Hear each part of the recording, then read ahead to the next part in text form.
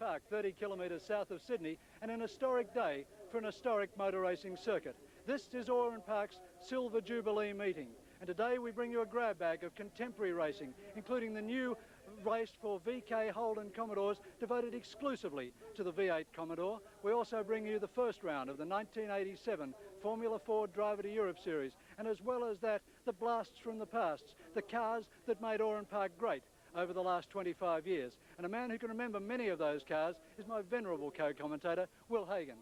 Will, the meeting must bring some fond memories to you. Well, it does indeed, some sad ones too, because you drove past Warwick Farm to get here. And it was sad that Warwick Farm died and this place kept going. It was a pity that both didn't. It started, of course, on a shoestring with the Singer Car Club, a double-decker bus, where now we've got this Spanish-style edifice behind us, and a very modest-sized circuit, incredibly small budget.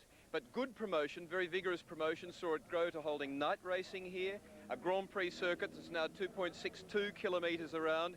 And as I say, it's survived, and a lot of drivers have driven here, and it's been a very important part of the New South Wales motor racing scene. Well, I must admit that I too remember the early days of Oran Park. As a schoolboy, I lived just down the road, and I used to ride my bike out here, and ride round the circuit when we were still in the rough form before they put asphalt down. And indeed, the first meeting I attended at Oran Park, the very first meeting, I came under the fence and snuck up to have a look. So, Oran Park, 25 years on. Let's have a look now at some of the wonderful old cars and the circuit that made such history in New South Wales motor racing. In 1962, Australian motor racing reached a critical watershed. Newly built international standard tracks like Sydney's Warwick Farm and Melbourne's Sandown attracted the cream of the world's Grand Prix drivers and some of the largest crowds ever drawn to any Australian sporting event at the time. World champions John Surtees, Jim Clark, Graham Hill and our own Jack Brabham all raced here in the year that they won their world titles, and in cars which reflected the latest international technology. On the surface, Australian motor racing was in great shape. But was it really? For every international track they built, it seemed, another club circuit disappeared. Mount Druitt, Nublar, Catalina Park.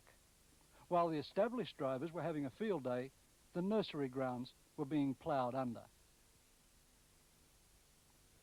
In 1961, a group of concerned amateurs found a likely-looking cow pasture outside Camden, and with the help of its owner Dan Cleary, they built the most rudimentary of one-mile tracks. On Sunday, February 18, 1962, Oran Park opened for business. They ran 18 races that day, twice the number of some of the bigger circuits. The longest race was just 12 miles, and the fastest car on the track wasn't a Lotus or a Cooper, but a near-to-home-made Nota, powered by a 1,000cc four-cylinder Ford. Warren, what was the first meeting like? Very, very rough. The track was, from my memory, wasn't even sealed. It was oil-sealed dirt, and most competitors broke their windscreen, and I can remember now that they refunded our entry money to pay for the windscreens.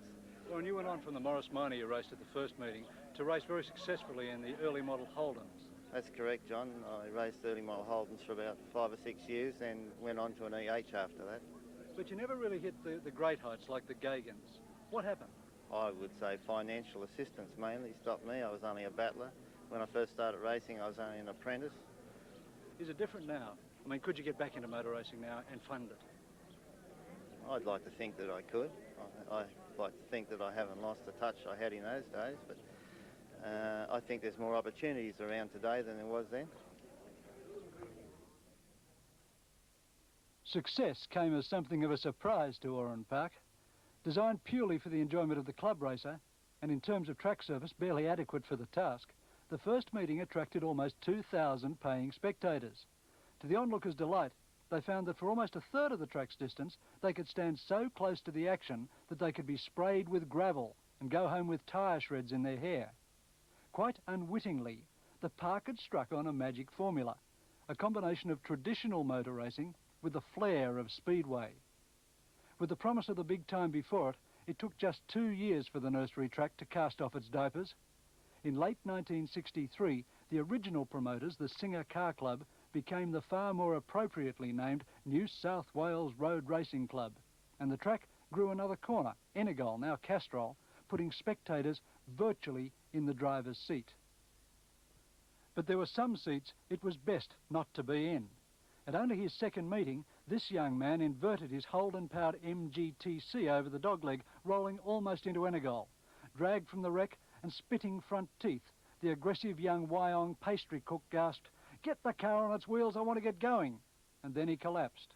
His name, of course, was Alan Grice. The big time did come to Oran Park. From 1963 to 1967, the lap records seesawed between two all-time greats, Frank Matic in his Lotus 19 sports car and Leo Gagan in a succession of Lotus open-wheelers. Matic opened batting with a 49-second lap and the record tumbled to 46.4 before two other drivers, Neil Allen and the Holden dealer team's John Harvey, entered the fray. In 1972, Matic took it back again, a sensational 39-second lap in his own Matic A50.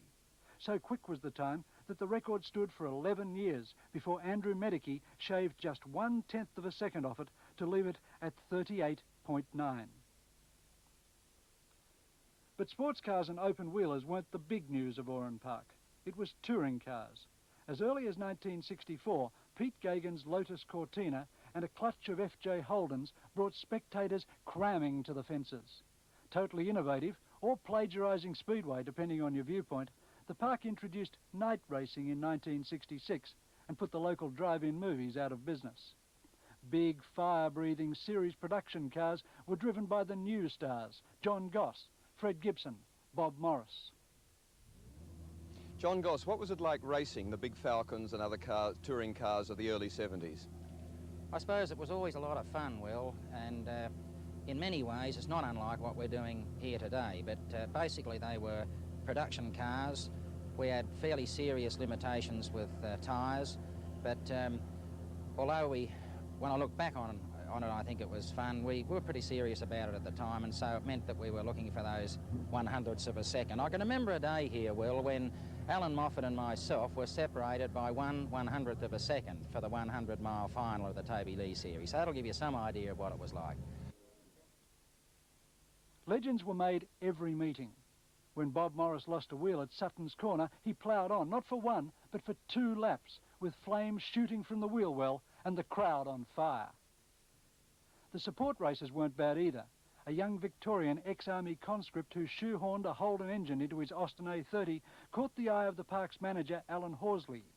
Unheard of in its day, Horsley offered the youngster travelling money to bring the car over the border. And Peter Brock's career received a much-needed boost. Alan, what sort of help did you give Peter Brock? We gave Peter a contract to come to Sydney and race at Oran Park, I think, for a period of 12 months. It was in the form of money. I'm not sure how much nowadays. It wouldn't have been too much. Well, that was something fairly unusual, because I thought Oran Park's policy was not to pay starting money. Oh, I think it was everybody's policies in those days, John, but Peter, even way back in those days, we discovered him in Whitten, and he had something special, and we decided to bring him up here, and of course he's gone on from there. What other people did you help? Oh, there were a lot of guys. Alan Moffat, I can remember Alan couldn't afford an engine at one stage, and we helped him out with that. There were a number, Barry Sharp, I can remember from the Sports Sedan days, where we bought the body shells for them, and there were a lot of drivers back in those early days. By the early 70s, Oran Park dominated New South Wales motor racing. With the Australian Jockey Club unwilling to invest in its Warwick Farm complex, even the Australian Touring Car Championship defected to the park. In 1971, the Touring Car Clash between Alan Moffat and Bob Jane brought 33,000 paying customers and page 1 coverage from the Sydney press. Jane won the race, but Moffat won the crowd. Big Al took reverse when he should have found second at Sutton's, and his fight back to catch, but not past Bob, became a contemporary classic. In 1974, Oran Park extended once again.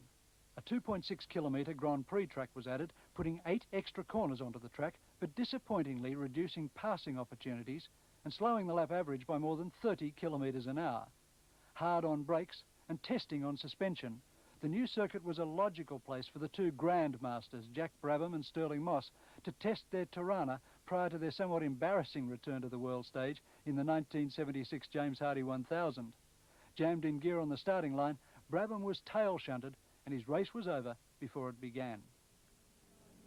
I think that gives you a good idea of much of what's happened here at Oran Park. As I say, we don't cover the bikes because that's not what we're looking at today, but very significant circuit it's been, and they're all lined up now for this opening round of the 1987 Yokohama Commodore Classic Series, round 1, 15 laps. They are away, and these are standard V8 Commodores.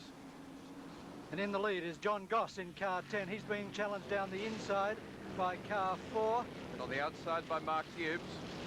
4 is Chris Clearahan, twice Australian sports car champion. So a lot of good name drivers have moved up into this category of racing.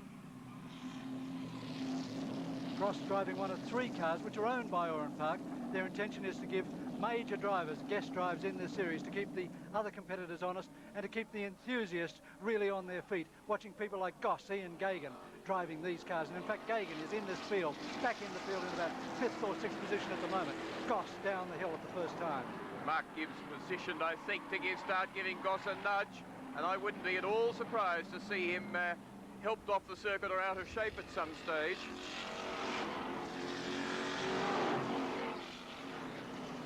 54.85 seconds is the lap time for the first lap of this Yokohama Commodore Classic. These cars all series production cars. Gibbs looks for the way on the inside, can't find it.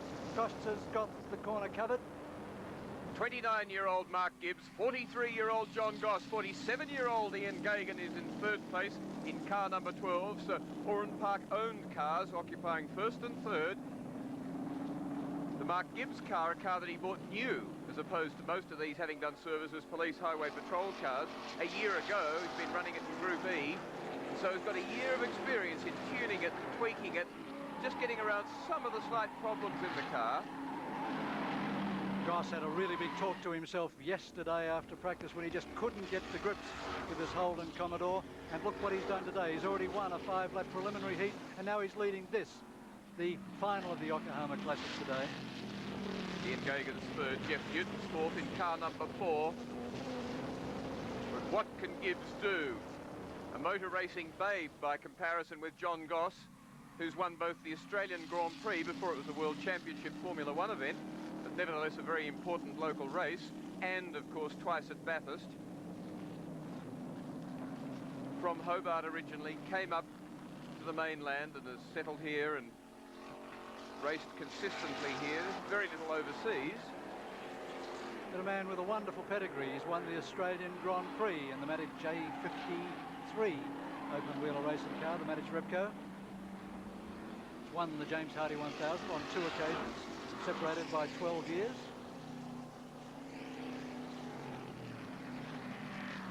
He also isn't a bad hand in behind the wheel of an aeroplane, incidentally, having competed in and very successfully in a number of air races around Australia.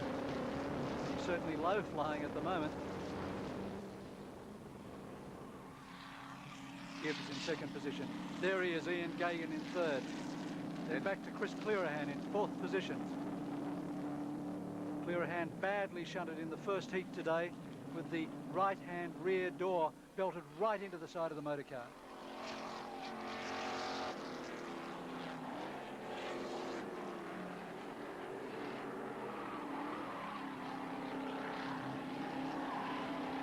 Goss still leading, coming around now to complete lap 4 in his 15-lapper and building up to a useful lead now of more than 3 seconds over Mark Gibbs.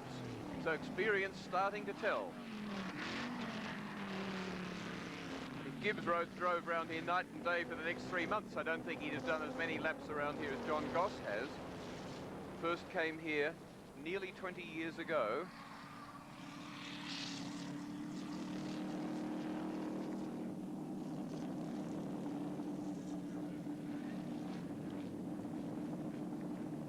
Still Ian Gagan, massive man, and that's certainly not helping the car's performance. Holding down 3rd place, a man of enormous talent and flair, just sheer ability there in car number 12. And really, I think he's the driver I've most enjoyed, probably over 25 years of watching local motor racing. In fact, about 28 now that I come to think about it. Well, I must correct myself on the Chris Clearahan thing. In fact, car 4 is the Cineco oil entry of Jeff Newton from Victoria.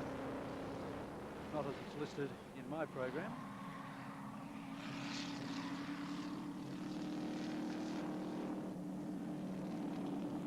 Goss, very much his own man, a real character. As talking to Pete Gagan yesterday, he said, mate, my reputation's on the line here, and that stage he was more than a second off Pete Gagan's pace, and Pete was smiling to himself saying, we need characters like Gossie around, and that's what everybody really says about the man. But he does try and he can produce times, and you see now Gagan catching Gibbs. Second place coming under threat as the big man. One of the great characters of Australian motor racing starts to look possibly at second place. There he is. And there he goes. Got the nose underneath. Gibbs takes it off. Gibbs, a very aggressive young driver. Yes, but Gibbs has got to cover everything because Pete Gagan has found his way around some awfully tough customers. And if he leaves a suggestion of a gap, Gagan will be underneath. Last time Pete raced in anger was 1981 at Bathurst with Bobby Muir in a Ford Falcon, and he's really relishing getting back behind the wheel today. Well, what a lot of people don't know is that Pete could have had more Bathurst runs, but he's always put a high price on it because he wasn't awfully keen to do it. These cars, series production cars, that is, as you can buy off the showroom floor with a few minor modifications.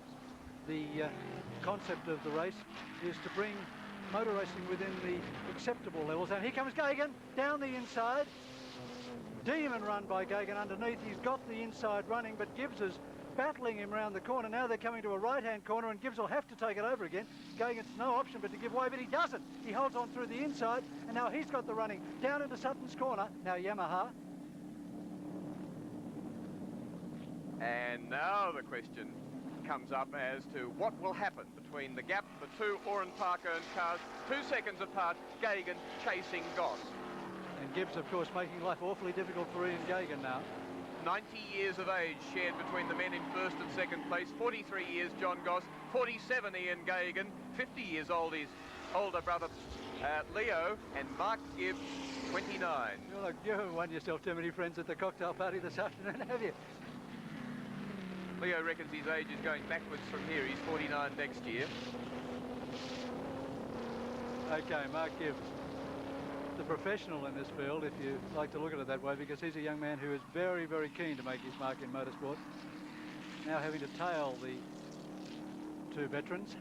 Wheel spin there from Fatty Gagan as he gets the power on absolutely hard. He just doesn't relent for a moment. He uses every bit of track that he can find, and he doesn't again yield for a moment, and Goss has pulled about 0.14 of a second on him. Gagan's trying a little bit harder and losing just a little bit. Did you see the one hand on the wheel there from Pete Gagan as he went through that corner? Yes. 1.94 now, so he's picked about 2/10. Gagan had a lock and a half on at that stage of understeer as he came through that corner. There was no room for two hands, his size hands on the wheel.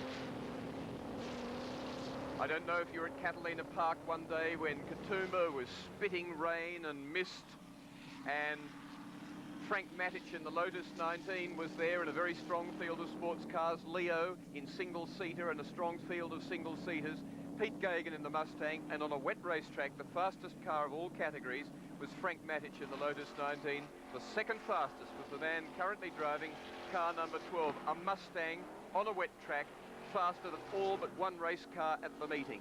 And in the masterly hands, the very big adequate hands of Pete Gagan behind that enormously big heart.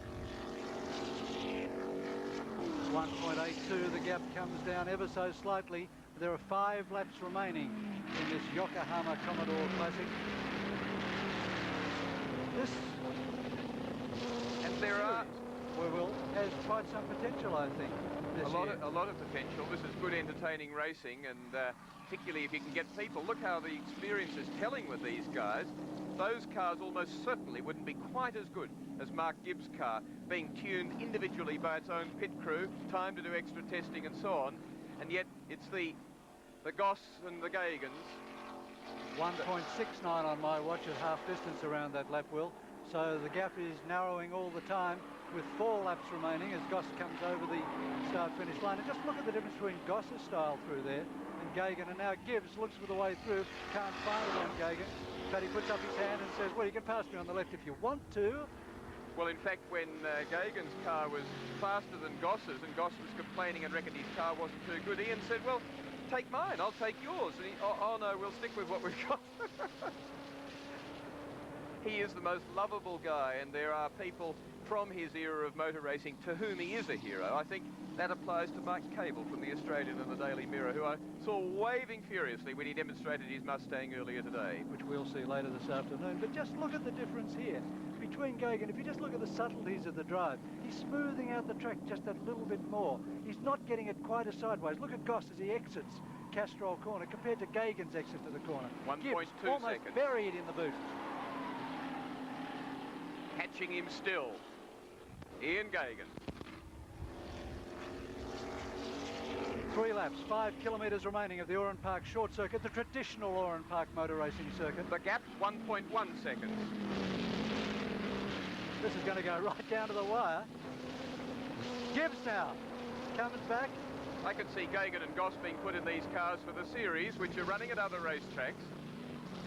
$80,000 worth of prize money. If Gibbs hits Gagan, he's going to be lynched by the crowd, most of whom arrived in their own vintage Ford Mustangs today. But isn't Gibbs driving cleanly, though? He's not biffing him. He's doing the right thing.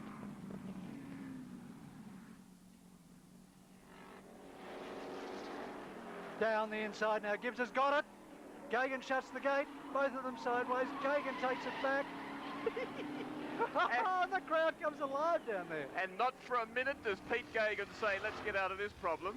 John Goss owes Mark Gibbs at least some of the prize money after this is over, because that slowed them down ever so slightly to 1.5 seconds the gap. Yeah, but Pete didn't lift and didn't give any spare track at all. He stuck with it. Well, why should he? It's not his car. And that was good, hard driving. He talked about a celebrity race they did at Sandown in Cortinas, where Cam's officials had to stop the race 2 laps after it officially finished, and he said he saw things going into the air in the first corner and he couldn't work out what it was. It was the door handles popping off all the cars. All right, Gagan in second place, Gibbs in third place. He'd do anything to pass the Grandmaster as they come down into Castrol corner for the second last time. It was a very good effort actually by Gibbs in that corner. Very good. They're coming up now for the final lap. Coming round to complete 14, which they do now. The gap's 1.1 seconds again, but I think John Goss has got it covered. But watch Mark Gibbs now lining up for an inside run. He'll be too far away.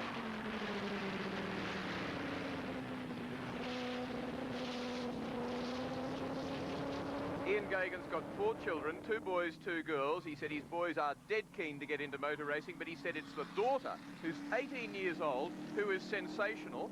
She is now just 0.04 of a second outside the absolute lap record at a Village Grand Prix circuit. He said she is an absolute natural.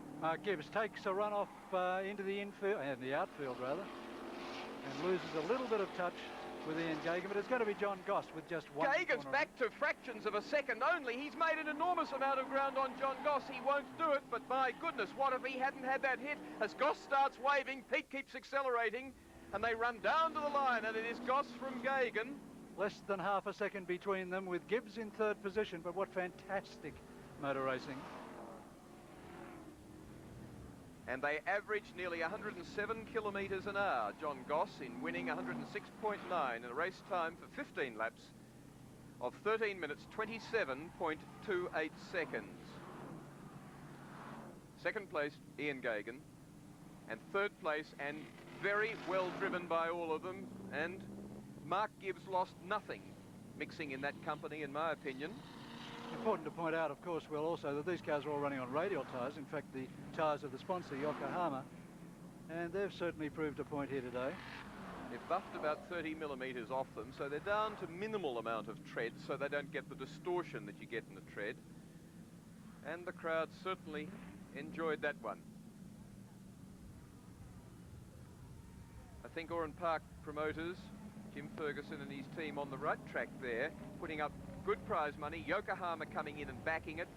putting their product on display to be proved, and certainly worked well. And the action, great. If you remember back, Will, to the days of the late 60s, early 70s, when Toby Lee, the shirt company, came into motor racing in New South Wales, brought in by Alan Horsley here at Oran Park, and the wonderful Toby Lee series of series production motor racing, where John Goss was forever sideways through Enegol, now Castrol Corner, in his succession of Ford Falcons.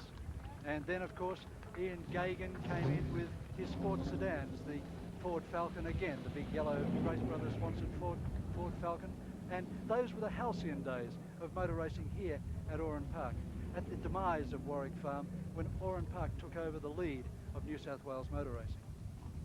Yes, because it must be remembered that it grew up as a club circuit, and what they used to do, where Warwick Farm ran events for all categories, they would concentrate on a category. Might be single-seaters, another meeting sports cars, another meeting touring cars. They never promoted the lot. As we look now, the results confirm. John Goss first, from Ian Gagan, both in Oran Park owned cars, and Mark Gibbs in his own car in third place. And a very happy John Goss at the wheel of his car, being interviewed by Ken Sparks, who in fact is a competitor here this afternoon in one of the historic car races, driving his own Lotus 23B. We'll see that later this afternoon. But the halcyon days of Oran Park was certainly in the 1960s and early 1970s, and the man who probably brought more people to Oran Park than any other was Ian Gagan. Okay. The man who single-handedly brought more crowd to Oran Park in the 1960s than any other is 5 times Australian touring car champion Ian Gagan. And Pete, you're back in the old air today. Yes, John. It feels quite good to be here, and of course in the old girl. Is there much change to her from as you remember? Oh, she's not changed all that much, no. No, she's still there. It just sort of feels a little bit wobbly, I suppose, but that's the suspension in her era isn't sort of quite up with the suspensions of today. But I think all in all, she's all there still. You got a chance today, of course, to find out what modern suspension's like. You're driving in the Commodore Classic. Yeah. 30 kilometres. Talking of... promoters of Oran Park to have... And Ian Gagan round the track in that Mustang, a car in which he raced 74 times. He took victory on 69 occasions, an unbelievable record. He set lap records at 14 circuits, and to me, even more remarkable than that was that at Bathurst, where today cars in the James Hardy are lapping at, what, low 220s, he, what, nearly 20 years ago, lapped at 226. That car had 470 horsepower, and the sight of he and Alan Moffat airborne heading for the braking area was awe-inspiring. The crowd at Oran Park today is not as large as perhaps we would have expected for the silver anniversary meeting, but certainly a lot of people who remember Oran Park the way it was have arrived. We'll be leaving you now from Oran Park to take Grand Prix sailing for the 18-footer races, but join us back here at 5 o'clock Eastern Summertime this afternoon for magnificent racing, both the contemporary cars and the old ones, racing at Oran Park at the Silver Jubilee meeting.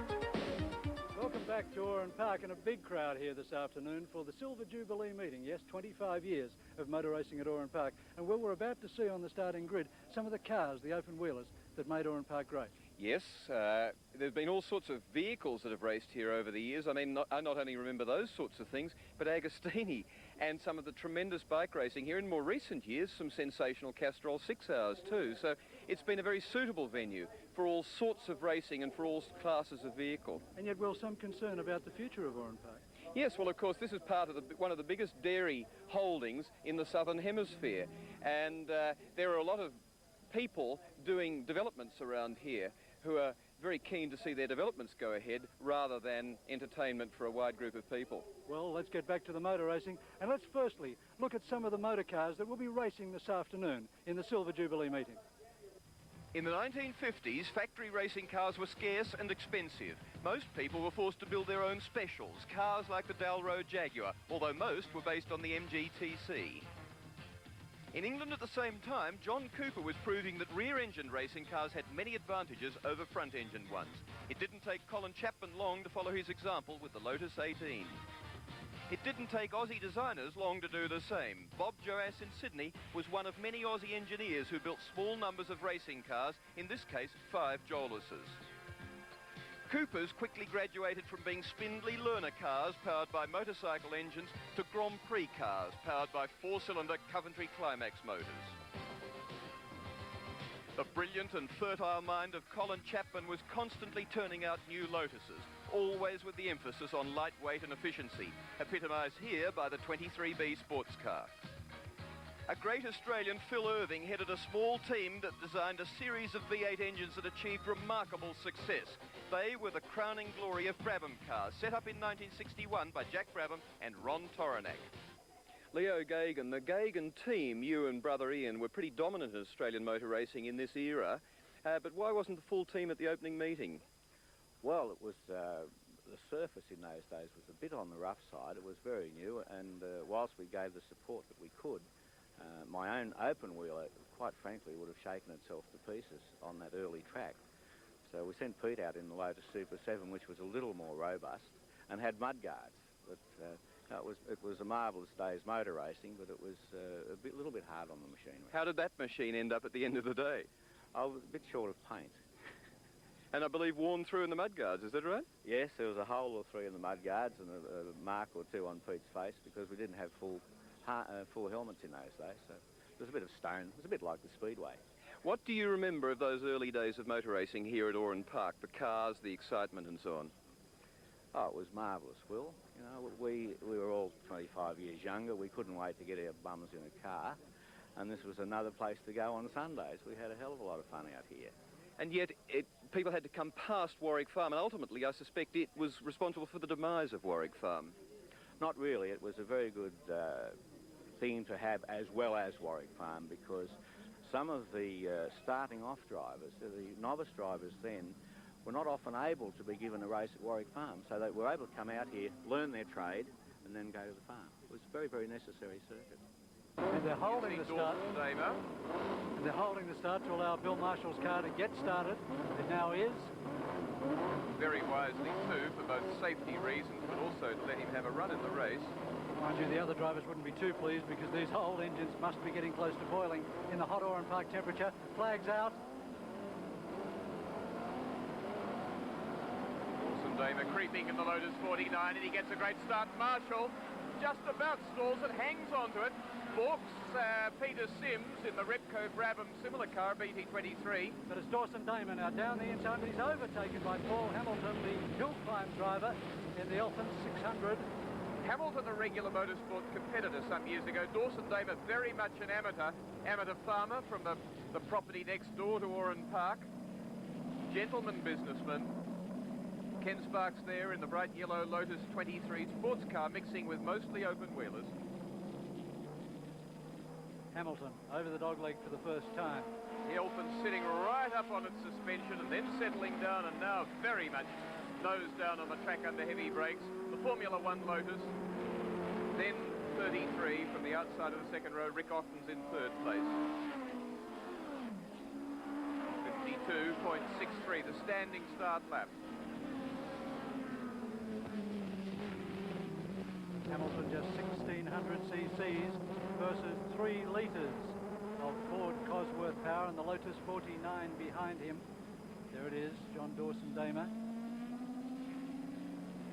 Then comes Rick Otten in the South Australian built Elfin monocoque, first monocoque chassis built in Australia.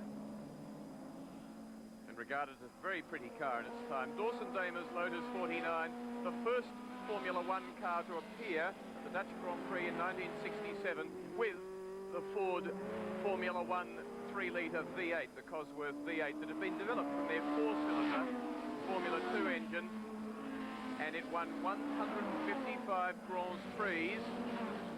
Lotus had exclusive use of it early on. Hamilton gets very sideways. Yes, Lotus had exclusive use of this engine, and one of its great fortes, apart from the way it performed and the way it went, the ongoing development that went into the motor, was that it was a stressed part of the car, so that the engine bolted behind the driver, and then the suspension was hung off the back of the engine. Hamilton, though, doing a very good job throwing his car about very hard to stay ahead of it in a car that really wouldn't live with it normally, as Bill Marshall's in a lot of trouble in car 1. 2.5 litres of Repco Brabham power, V8, and he's getting it all over the track. And he better not do too much damage to it, because I believe it's been sold to Vermar Sellers Stillwell, Bibb Stillwell, and will head to the States. Rather like the, let's have a look at this.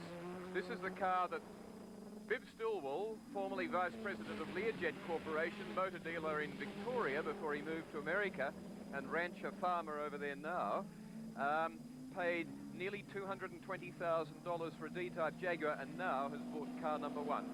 St. Damer saying, as he gets fairly close now, but he's being threatened too. It's Bill Marshall making up ground from that near lose when he came right to this section of circuit. He's a bit iffy there again. Only 1.12 seconds separates these top 3 cars, as Dawson Damer has a tentative look down the outside. And in fact, he is stroking that Lotus 49 along very easily. He's got a lot of power. If he's got the lowest tune Ford Cosworth Formula One engine, he would have 370 horsepower, and if he's got it in the last form, the short stroke Formula One Cosworth engine that last appeared only a few years ago in Formula One, well then he'd have nearly 550 horsepower. Tremendous development that went on in that engine through Keith Duckworth, its designer, through the life of the motor. And of course it went on and became a successful Le Mans 24-hour car. It is the engine for Indy, and it now goes back to 3rd place as Hamilton, with the Australian designed and built Repco engine in the back, 2.5 litres, just overtaking the 3-litre Formula One motor in the Lotus. 0.7 of a second. After Paul Hamilton. From Marshall back to Hamilton. 2 laps remaining. Can the 1600cc Formula 2 car hold out the might of the 2.5 litre Repco Brabham?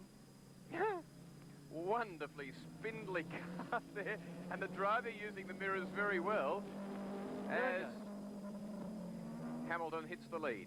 So it is the Jack Brabham, Ron Toranac designed Brabham car with the Phil Irving Repco designed engine in the back, 2.5 litres. So in Australian Tasman formula specification, 2.5 litres, where Formula One was 3 litres at the time.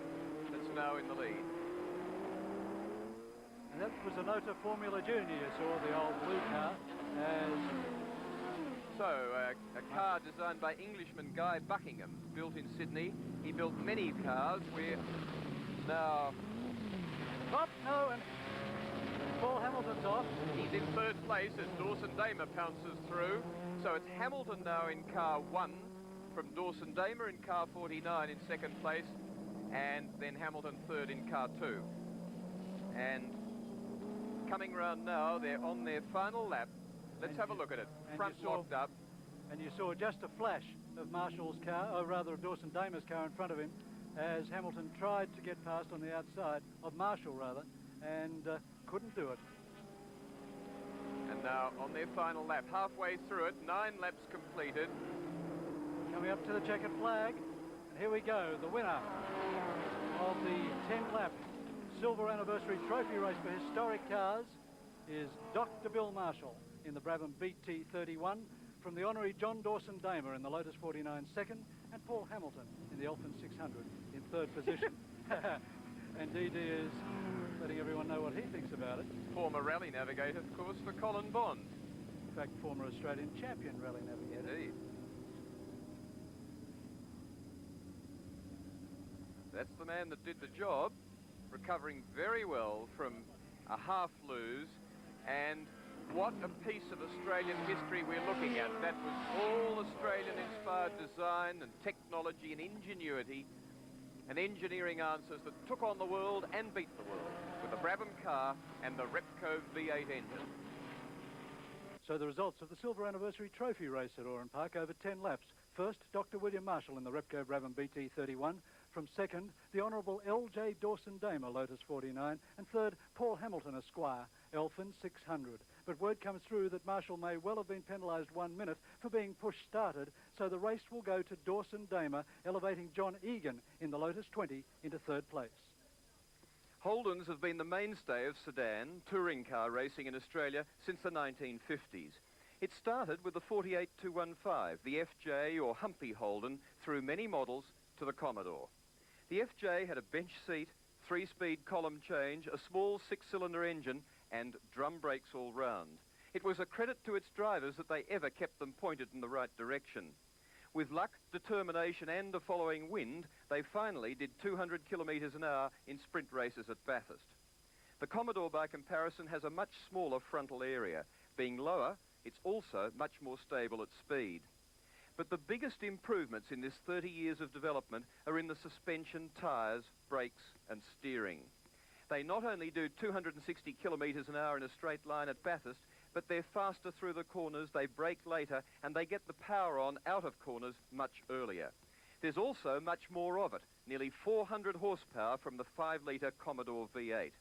That's a very sophisticated and complex unit compared with the 2.2-litre 6-cylinder of the FJ.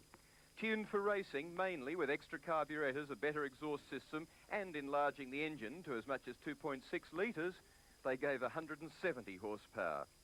Ready to race, not even with its own trailer, just an A-bar to pull it along behind a tow car, it cost £1,000, $2,000. And I reckon they had as much fun in those days as the people today spending $100,000 on a Group A Commodore. In 1976, John Leffler achieved the pinnacle of Australian motorsport. He became the Australian open-wheeler champion, but he had his first race at the first meeting at Oran Park. John, how were the old days? Oh, they were really terrific. They were a lot of good fun, and I have a lot of fond memories from them. Well, you raced in the first race at the first meeting here and almost won it. How did it come about? Nearly did win, yes. A fellow by the name of Les Howard, who's since stopped racing, he pinched it off me. I led the race for, I think, 5 of the 6 laps, and a little bit of inexperience. He took it away from me. But it was a big surprise to you, did it? It certainly did. I didn't think I'd do any good at all. I'd borrowed a car, and it was a race that I'll never ever forget. Well, John, you've stopped racing with a heart disease in the late 70s, but how are you now? Terrific, actually. I had an 8-year break away from it, and I've just recently, 5 months ago actually, had a heart operation which fixed the problem, thanks to Dr. Victor Chang. Does that mean we'll be seeing a John Leffler comeback? I'm not saying anything. At this time, I don't really know. But having a look around today? It could excite me, I'm sure. Well, you've been a man with a big heart, so here's hoping we'll see you come back. There's a good chance. All in readiness for the Racing Car News Trophy Race. Historic cars on the south or short circuit at Oran Park, and it's a 10-lapper. So it's 16 kilometres around what used to be a 1-mile circuit, 1.6 kilometres around. Pole position, Ray Lintott, Ford Mustang, a muscle car of the 60s. E.H. Holden, its opposition, 6 cylinders, a meagre 3 litres against the American V8. Australia's image car of the same period. Flags up, ready to go, and they're racing. Lintott gets all the power of the Mustang down. Car 7, he's away on the inside, but look at the Chrysler 6 on the outside trying to challenge him. But just look at the muscle of this big Mustang pony car. The mass of E.H. Holden sort themselves out behind him. Lintott, who's on occasion spun the car. He spun in an earlier race today when leading and lost the race. A lot of power from these Mustangs, something like 470 from Pete Gagan's car. This one's similar. One stage in Australia, about 5 of them racing. Bob Jane, Norm Beachy, Ian Gagan among them.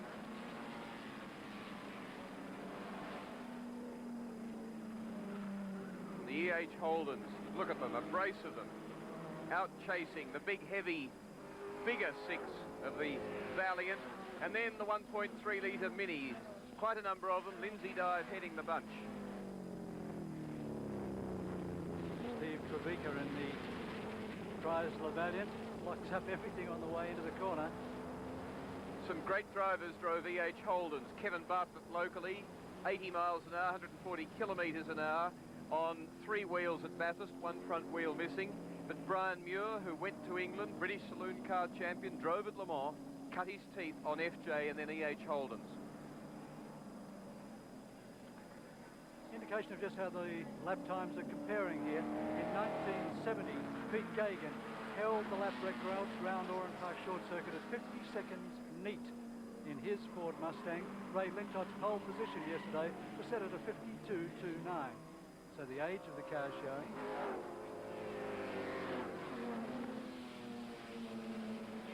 Second position, Trevica hits the cement dust down the main straight, played by several of the historic cars which are racing here today. Ben Visser's Holden EH charges into 3rd place.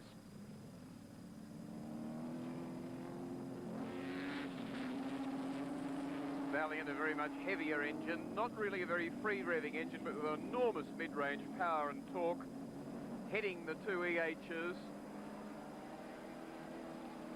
And where Holden in the period, and indeed over most of this post-war Australian motor racing period, persevered with the company's involvement in motor racing. Chrysler got very nervous and got out just when the car really, through the paces and the charges, were coming good.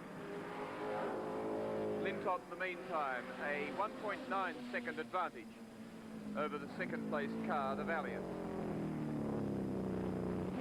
And Dyer down into 3rd place. One could have said it was a do or die attempt. One could have. And 89 back to 4th place, John Medley. Sorry, that's not right. That's Ben Visser, in fact. Yes.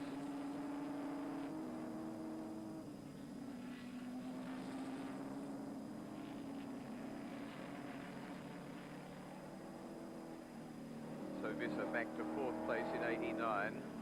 Lintott, though, fairly clear up front. Car number 7, painted as they were in the period. Doing a very good job, Trevica. Oh, and that's the trick to getting out of Castrol corner quickly. You let it slide right out as far as you can towards the fence, working on the principle that if you do lose it, it's then only a little kiss of the fence rather than a monstrous big accident when the car spins into it. 4 remaining for Dyer, trying to get away from Trevica, trying to make ground on Lintott, but what a massive difference. He's down 1 gear. He's only got 3 forward gears compared to 4 on the Mustang. He's down 2 litres. He's got 3 compared to 5 in the Mustang. But he does have front disc brakes. What an innovation. And the second Holden tries to use them to effect.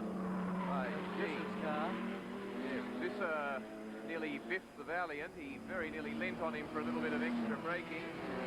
Members of the Holden Car Club would say that's what Valiants were built for, to use as braking markers. For Holden.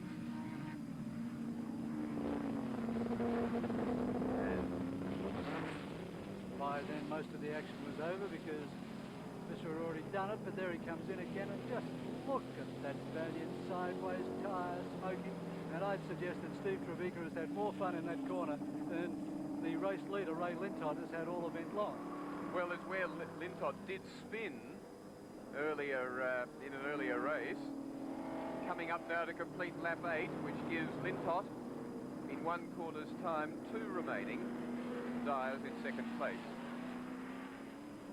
In dire straits in terms of getting to the front. 8 completed now by Lintott. And about 5 seconds in arrears, Dyer in second. About a second back to Trevika third. Less than that to fourth place, Visser. And tail end of the field, taking the leader off or forcing the leader to go off circuit. Did you see what else he forced off, though? He forced off the Galaxy 500. Absolutely superb. Wonderful old car.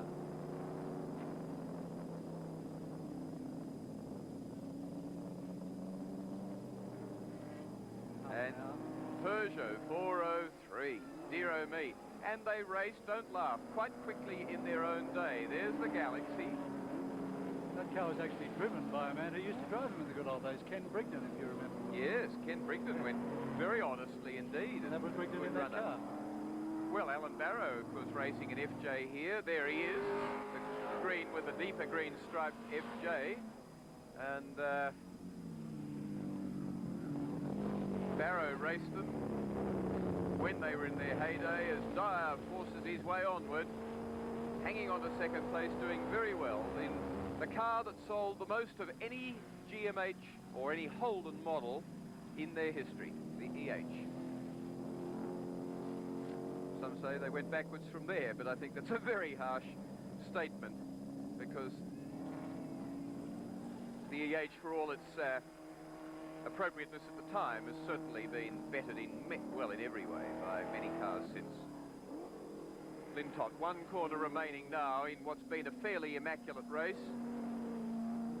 See the checkered flag in just a moment as he comes over the crest here, heads down the hill, pops the big Mustang into top gear, and victory is his. Ray Lintott, Mustang V8, by nearly 6 seconds, 5.5 over Dyer in second place. And car 89, Ben Visser in third.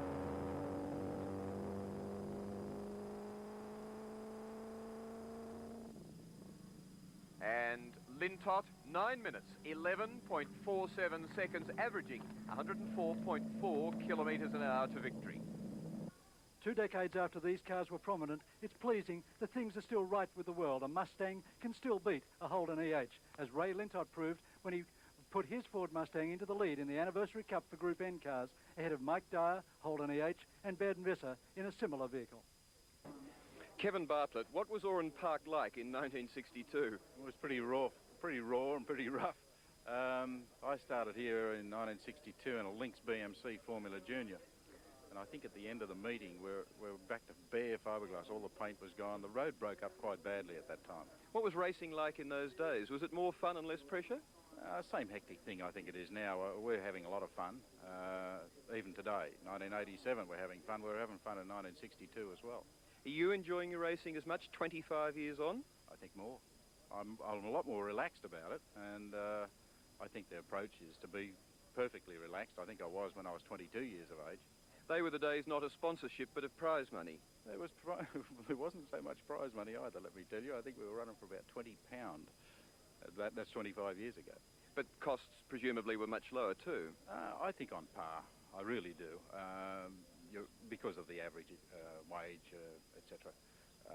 Costs of motor racing then were horrendous if you had to get into the top sphere. They're horrendous now if you have to get in the top sphere. And who are the drivers that have come through with you still to be racing from those early days? Well, there are not too many actually. I really have to search my memory, but Leo, of course, is still racing production cars, and of course, one of the fellows that came in just a bit later than me into it was Cole Bond. Cole, of course, is racing in one of the better categories, Group A. Here we go. Revs rising as 33 cars ready to go, and they're away. And a great start for the pole position car, David Brabham in number 5. In the first 19 grid positions, just 2 seconds separating them. It's a field of 33, and already it is very hectic. Look, traffic through the corner down the bottom of the straight there. Brakes barely brushed as they went through. In the lead is David Brabham, youngest son of Sir Jack Brabham, 3 times world champion motor racing driver.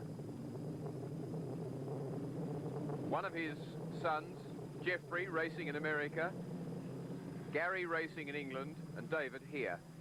and each making their mark in their category. Formula 3 for Gary in England. And if we've been polite about Oran Park and enthusiastic, one of its other characteristics is that you could flood the place with rain and an hour later the soil will have turned back to dust.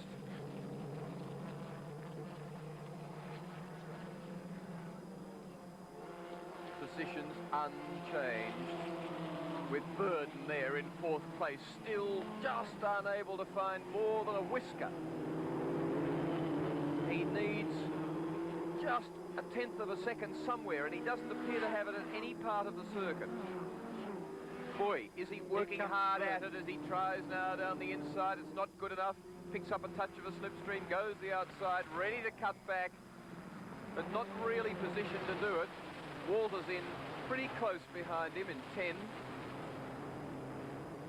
Brabham not making anything of the gap on these last couple of laps. It's about 3.6.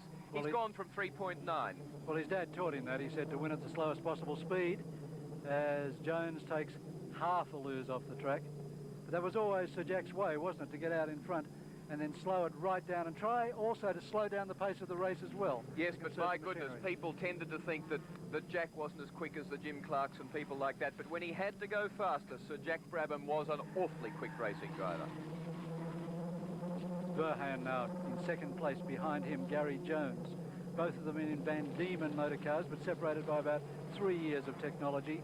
Burden behind in the locally made Elwyn, looking for any way he can find through, and then Jeff Walters looming up behind in the green car. Look at how he fired it over the Honda dogleg. He tried to pick up a little bit of speed. It wasn't enough to get him even half a car length advantage as they came down to the braking area. So how can he find a way around? Burden now out of the slipstream. Is it too early this time? And at the bottom of the straight, there's the gap. First very place. telling. Burden now down the inside. Can he get Jones here? No, he can't. Jones slams the door on him. And Walters almost through to take over 4th position. And it's about to become possibly a 6-car scrap for 2nd place. Tremendous pressure on Verheyen in car 88, and what a grand job he's doing. He's got the speed, he's covering himself well, he's still taking very good lines, he's not losing time, but he's not giving anybody an opening either. And in fact, he's very quick up onto the bridge and pulls just a 1/10 or so of a second, and he's got a nice buffer. Well, indeed, it's almost become a race for 3rd position because Verheyen yes, just a little bit away. That's right. That really someone's going to have to deal with Jones first before they get onto Verheyen's tail. Yes, that's indeed the case. They could probably make the gap to Verheyen if they could get round Jones, but that's the problem. Oh, and there's a car off, and he's in a very dangerous position. Walters is off. Walters is gone. That's right over the dogleg. There's Jones. He's out of it. So all the front runners.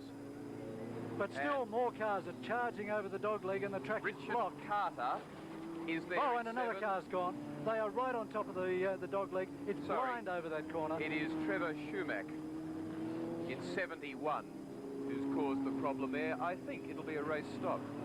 Double yellows, yes, red flag at the start-finish line. Alan Horsley would know. I've certainly never seen a race stop by a red flag here at Oran Park. And look at that. An absolutely destroyed motor car there.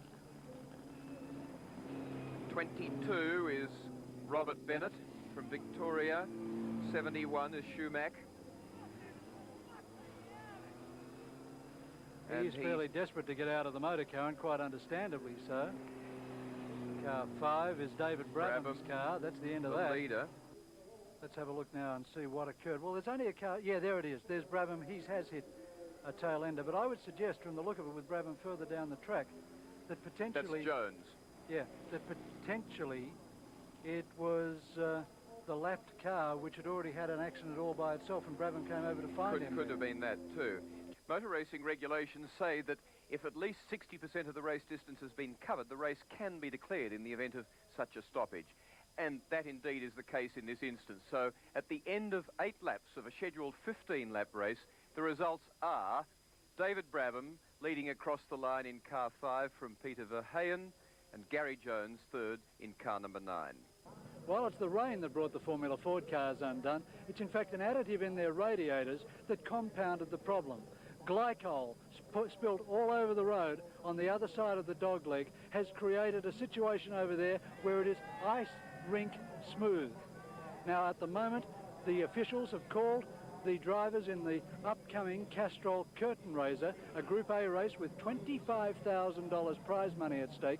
They've called the drivers together and said, you cannot race this afternoon, gentlemen, on slick racing tyres. You must race on your rain tyres. The drivers counted and said that's impossible. If the weather clears, we won't have enough rubber left on our cars to get 25 laps out of them. So the compromise has been reached. The drivers are about to go out on dry tyres and run for 2 warm-up laps around the circuit to see whether they can get over the dogleg without spinning uncontrollably. They'll then stop here on the grid where they'll have a meeting and decide whether to run on wet or dry tyres. Drivers now in the Group A cars, the next event to be held after that Formula Ford carambolage, now very carefully feeling their way around the track over this treacherous section. And I suppose really what they need to know is just what it's like to get the cars very square as they drive through it. It's only a 20-metre section as they approach it now.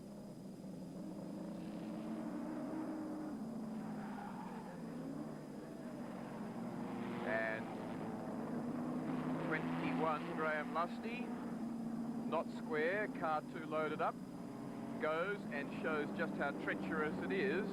But equally, it's impossible to put tyres on to deal with a 20-metre section of track and then drive the other 2.59 kilometres on tyres unsuited to the other prevailing track conditions.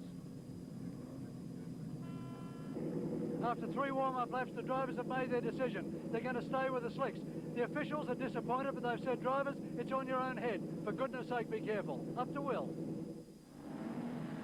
Cars ready to go, 13 of them for the 25-lap Castrol Curtain Raiser. Under instructions, and they get away now. They're on the short circuit, and there, making its Australian race debut and surging into the lead goes Colin Bond in the Alfa Romeo 75 Turbo.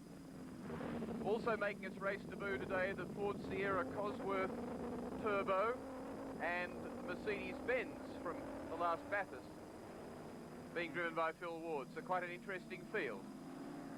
Graham Moore up into second position behind Colin Bond in the Holden Commodore. Bond now coming up to the section of track that's the desperate one over the dogleg. Now onto the slippery stuff.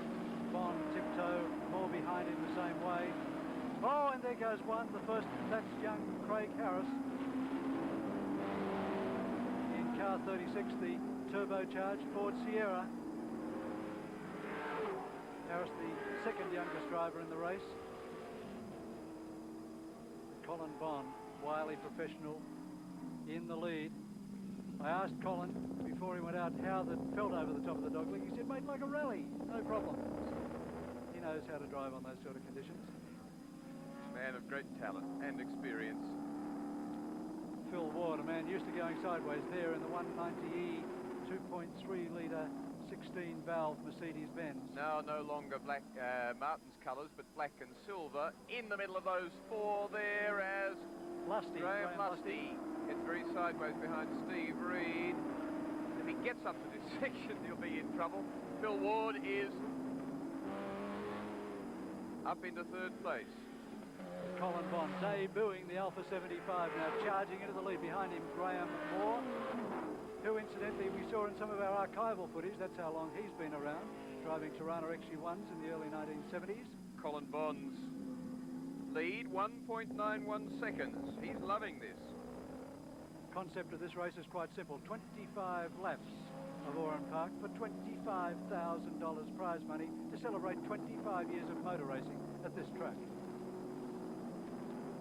And nice and sideways indeed. Colin Bond in a car that he says is remarkably easy to drive, much more so than the GTV, and one would imagine that would be the case. It's a car more than 10 years younger than the GTV, although at the moment it's a little bit heavier. It doesn't know what power it develops. It's as it landed in the country only this last week. 2.3 seconds. And then further 3 seconds back to third position. Bond now, turbocharger flame from the exhaust. Unburnt fuel is burnt in the exhaust pipe itself.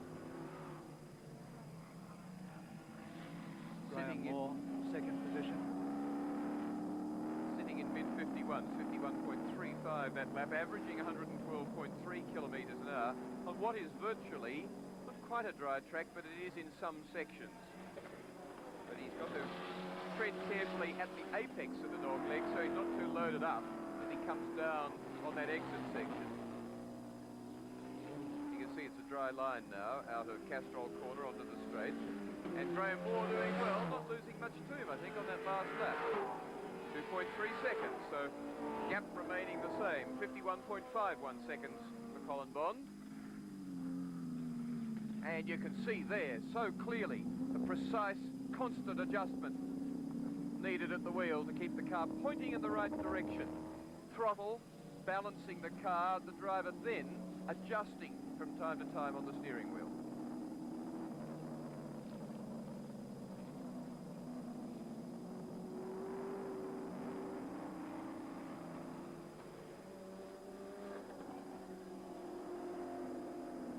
Graham Moore, as Colin Bond goes out to 2.9 second advantage, is being caught in second place. You'll see the gap here as they come over this crest. Yeah, you see Graham Moore being caught by Steve Reed. Reed in 34 for Lansvale Smash Repairs. Phil Ward trying to stick with them in the 270 horsepower Mercedes. Then it's Terry Finnegan in 8th in 5th place. Graham Lusty 6th in 21. 7th, Tony Mulverhill in 19. It's just what can bring you undone as Paul Jones' little Toyota Corolla twin cam does a pirouette down through the slippery glycol dogleg. Reed is closer this time though, or is the lens playing tricks with us? Colin Bond's got problems. The car doesn't sound clean, and Reed will very shortly take the lead, I suspect. Down to less than a second. You can see that it is. He's catching him all the time. Troubles with the Ignis Alpha. So, of the cars making their debut here today, and a number of the regular runners, a number have had problems. It's the Mercedes-Benz that's been running most reliably of the newcomers. Bond now trying to force the car harder through the corners to make up for some sort of engine problem. Bond found, in fact, when he brought the car out from Italy last week, that it had been set up for the European winter, and it had all the wrong jettings, all the wrong settings for the hot Australian climate. And he changed it all. When you see the conditions he's in at the moment, I bet he wishes he left it like it was. Half a second and gaining all the time, Steve Reed. Very wisely tucks in behind a very experienced campaigner. He's got plenty of time. He's doing this sensibly. Conditions have deteriorated. They're on slicks and he's in the lead. And it's raining. Potentially Bond won't give this away too easily.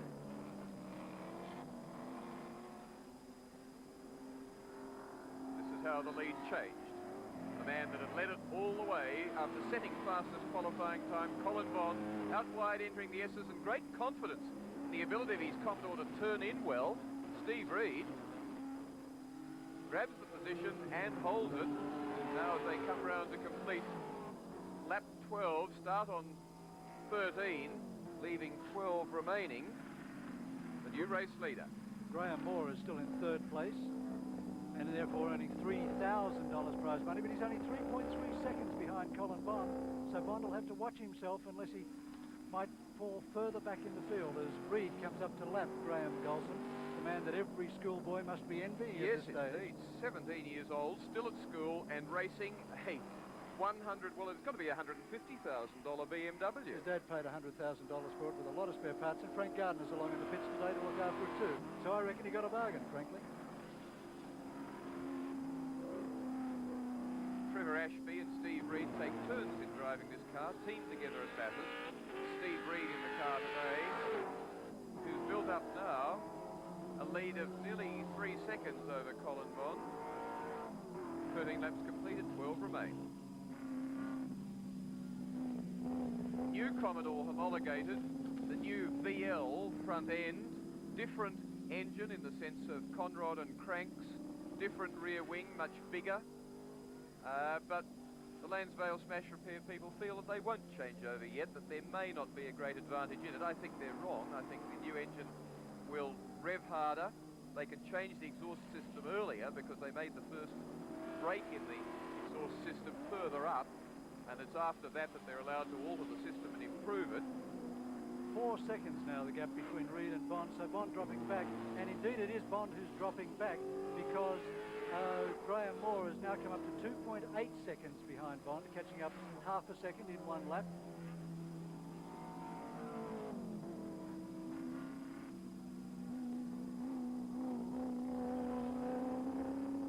Still fourth place is Phil Ward. Light drizzle falling quite consistently now, so track conditions pretty wet and slippery. So light touch on the steering wheel. Fifth place, Terry Finnegan.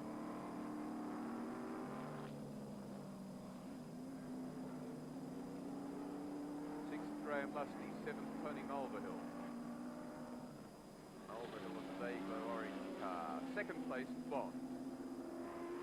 2.8 seconds he was in front of Graham Moore, of whom you caught a glimpse there. And 4 behind this man, Steve Reed.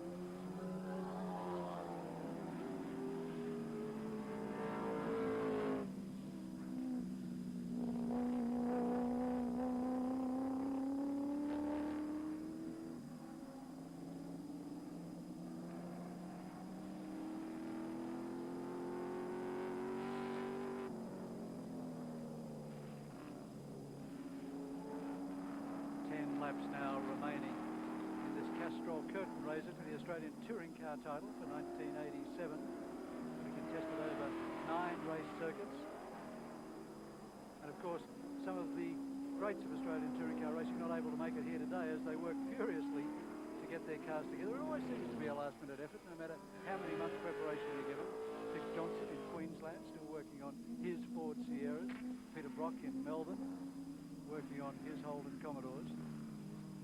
Colin Bond's gone out to a deficit of 5.45 seconds behind Reed, but still heads Graham Moore by a reasonable margin, 3.77 seconds. So Reed's the man travelling quickly of those 3 front runners. Bond has lost ground to him, but Graham Moore has also. So although Bond's falling backwards, Graham Moore is likewise on Bond. So doing even worse against the race leader. You see the dry line starting to open its way out there on the circuit with the big 10-inch tyres of these cars clearing a path through the wet surface. Kevin Clark, Mustang GT, very different car to the one that Pete Gagan ran 20 years ago. Be a fun thing to drive in this sort of weather too, I would think, because in this sort of weather you really need a car that's well set up, as indeed Reed's car certainly seems to be. Quite loose in the suspension, capable of walking over the track. Larry Perkins, an unfortunate non-starter in the Commodore here after winning in New Zealand. He was down to run, and there's been some confusion as to why he isn't here. Allegedly the car's on the water, a shipping delay.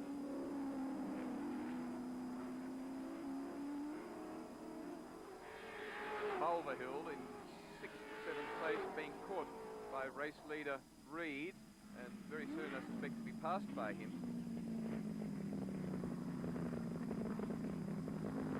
Tall, thin man Steve Reed. They've got a marine engineer, all sorts of unlikely people, as you see there. Both Mulverhill being caught, but also the Volvo, Laurie Hazelton. Phil Ward, 4th place. You bet. Spun, Yamaha corner. Here it is. Pretty high-speed lose, and threw on everything to stop it backing into the wall. 25 laps, $25,000 and 25 turns of opposite lock from Phil Ward as he went off the track. Reid, on the other hand, doing a great job, one has to say.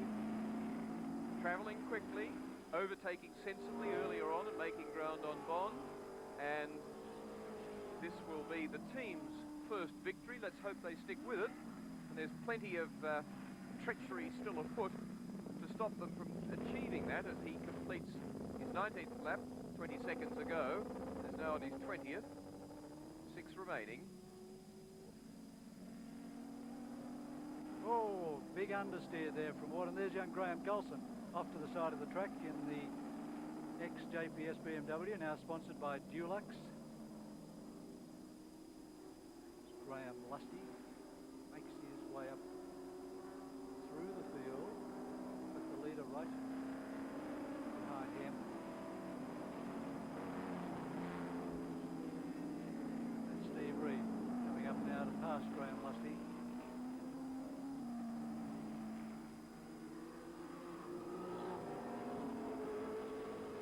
Not much between them down the straight, giving you an indication of just how well Reid's doing in the corners and the hard bits. But Lusty wisely stays out of his way as they hit the sweeper at the bottom. His lead now 10.1 seconds over Colin Bond's Alpha, fluffing and just not clean in the engine department in its response. But Graham Moore must surely have a problem too with his car. In fact,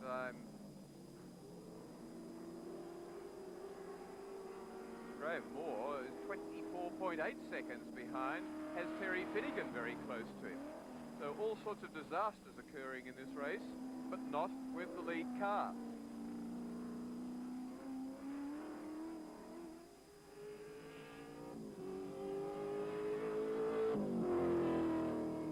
So Colin Bond being able to hold on to second place solely, really, by virtue of the cars behind him.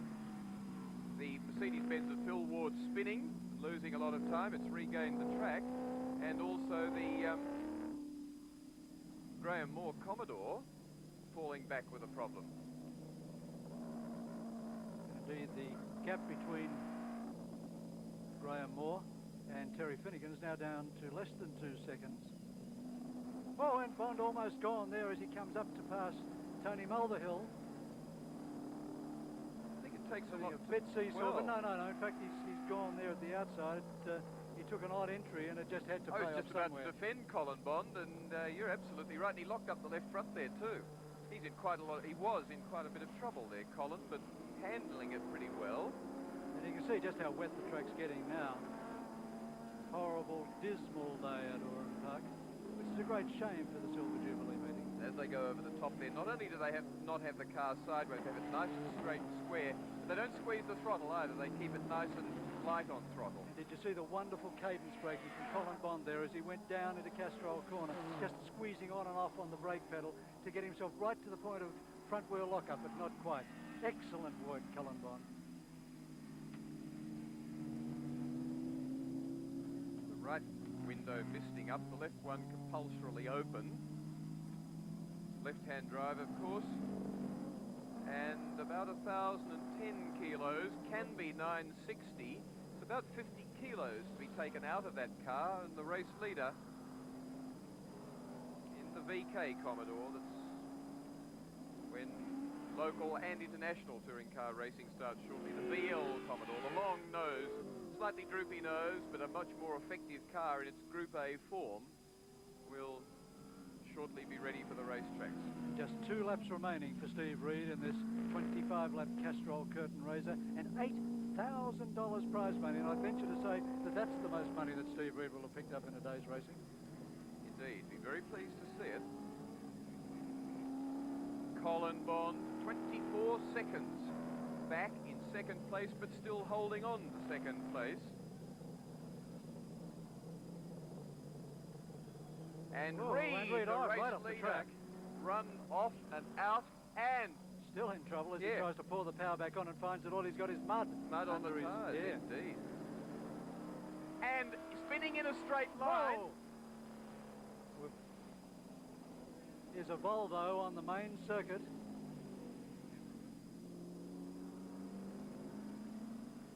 And that was car 50. Rory Hazelton, who spins on the main straight and goes backwards, and you can see that he's taken a couple of officials who were standing at the start-finish line.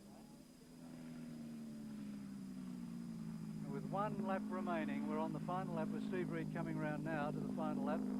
And I don't remember there being a crash on the start-finish line like that since about 20 years ago. And in fact, they're going to stop the race. They've got a red flag out. The second time this race meeting that they put a red flag out.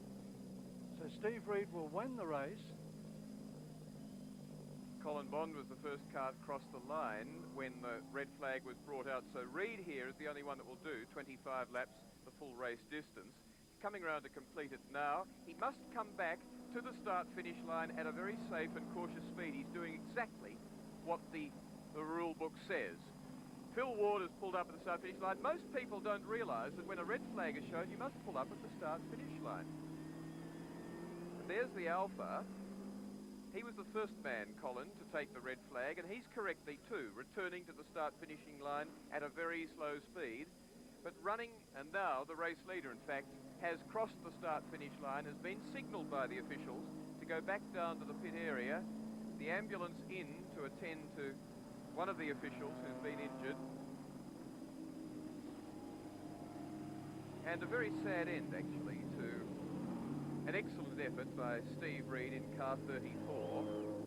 Unusual results for an unfortunate race.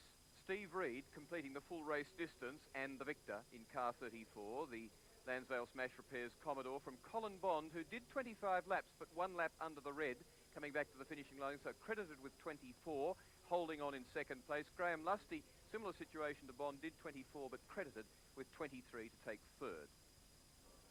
In 25 years, Oran Park has never been anything but sensational, combining, as we said, the tradition of motor racing with the flair of speedway. And today, again, we've seen sensation.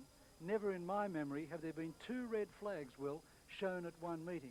Regrettably, in the last race, in the Castrol Clash for Cash, it took down one of our ABC cameramen, but you were down there with him, Will. How is he?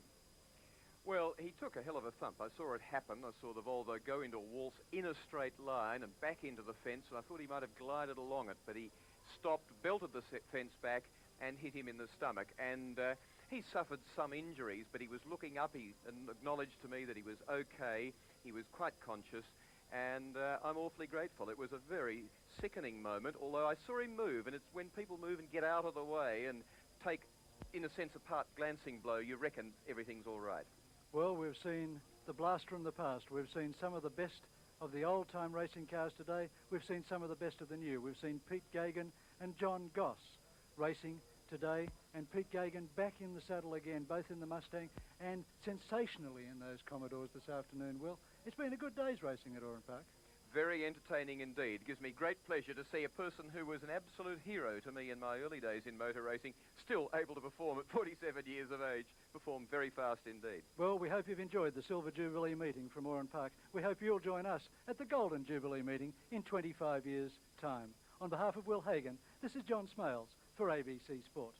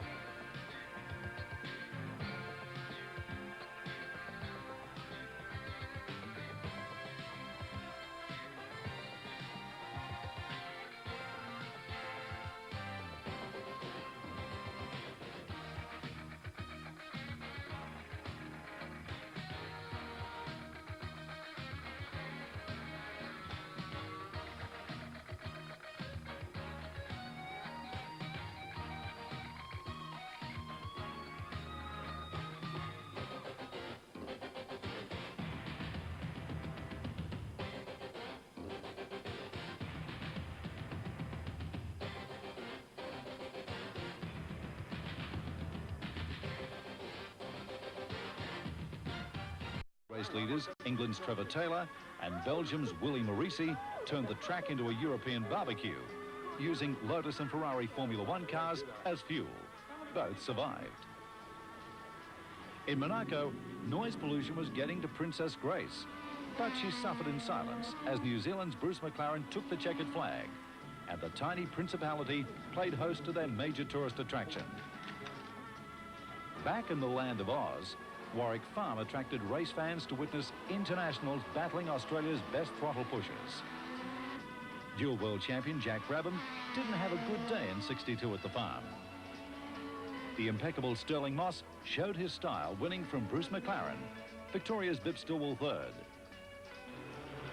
The FJs, Valiants and Jags thrilled the huge crowd. These were the halcyon days, not to be repeated until the 1985 Adelaide Grand Prix. In the Tourers, Bob Rawlings proved seatbelts are a necessity. Believe it or not, he survived with only a shaking. But what a shake. Warwick Farm would eventually be closed with no recorded race fatalities. That day, Moss took off triumphant, but within a short time, his Formula One flight was cut short. A crash at Goodwood, England, saw him fighting for his life. Quite honestly, I have too much pride, I suppose, if you like, to want to go in racing and find myself trailing around at the back. I just don't reckon that that's the thing to do. I mean, if you find your punch drunk, I reckon you get out of it. Australia's Ron Flockhart, fifth in 62 at the farm to Moss, was not so fortunate. A plane crash cut short his career. Motor racing paid tribute at Sandown, Victoria, with the Ron Flockhart Memorial. Tyre baron Bob Jane humbly accepted the winning laurel. In Sydney, February 18, 1962, Oran Park Raceway opened, luring the big names of the day. Bartlett, Maddich, the Howards, the Gagan boys like Leo and Pete. These young lions were but a few of the stars who would have fans hanging over the fence of the track, built out of scrubland with a little finance, but a wealth of enthusiasm. Big Pete Gagan became a race hero, all 16 stone jammed into a Lotus 23, or Formula Junior, Lotus Cortina, and then the fabulous Mustangs, recording a remarkable 69 wins from 74 starts. His race duels with Alan Moffat, Bob Jane, Norm Beechey and Brian Foley became history. But the big fella had his share of close calls. Warwick Farm. But then Pete had his only prang, the only prang he really prang, where he lost a wheel off the Lotus and it deposited him out on the seat of his pants at the bottom end of Warwick Farm and took all the skin off his back. The years have accelerated by, and today he's back testing for the Commodore Classic Series, an Oran Park innovation. Longtime sparring partner John Goss, still with his 1985 Bathurst win fresh in our minds, also suits up and takes time out to reminisce. We had a lot of fun. We raced all over the country together, and I spent many laps watching Ian Gagan from behind, and sooner or later, I suppose, I started to wonder why I couldn't get past him, and I used to try, but today I did that again. I watched him, and there's no doubt about it, he's just something magic in a touring car. The two champions then turned it on, preparing for last weekend's 25th anniversary Oran Park meeting. Running along the wall coming up out of Anagol, it reminds me a lot of those great events, the races we had. Slipstreaming each other down the short straight, doing the impossible under brakes. Back to third, second, across the apex to what used to be CC on the old short circuit. Short run down to the S's. Right over the bump strip and then left. We didn't have those edges in those days. Down through a short dip and into what's now Yamaha corner. Over the apex, out wide along the ripple strips. Diagonally across the short straight in third gear and up and over the dog leg. Downhill at speed into Castrol. And all that's missing here today is the people hanging over the wall cheering from. It's certainly great to be back at Oran Park in a level rating racing car. By day's end, Pete's under the lap record. And what a trip down memory lane it was last weekend. From the nostalgic roar of the historics to a multiple Formula Ford pileup as the rain came, turning the circuit into a skating rink. ABC cameraman Tim Robson had a close call when a Volvo spun, then slammed into the heavy Armco safety railing. Thankfully, he sustained minor injuries. In the Group A sedans, Bond's new Alpha 75 looked strong. However, a clever tyre choice gave the race to Reed. The Commodore Classics lived up to their thriller lap prediction, with the two masters, John Goss and Pete Gagan, showing championship style, making it a 1-2 finish, a promoter's dream. So by day's end, the silver anniversary crowd had thrilled once more to the super quick machines of the 80s and the 60s. Well, by gee, a labour of love there for our resident petrol head, Kenny Sparks, going back down the time tunnel, Oran Park. I noticed you doing it yourself too there while you were watching. He did a fantastic job, didn't he, Kenny? Yeah, it was lovely going around there, that driver's eye view of Oran Park. I had about, I suppose, 10 to a dozen laps in the John Player Special. On the track? Yeah, on the track, yes. I kept it on the track most of the time. In fact, I was warned by Frank Gardner. He said, now, this has got to go to Bathurst next week. He said, and cement and cars don't mix all that well. He said, so keep it on the track, will you? But it was nice seeing the track from that view again. Yeah, I remember going around once as a sidecar passenger, as I said. I saw it very close. Yeah, unpleasant memories. Yeah, you saw all the potholes and everything, That's did you? right, yeah, at speed. All right.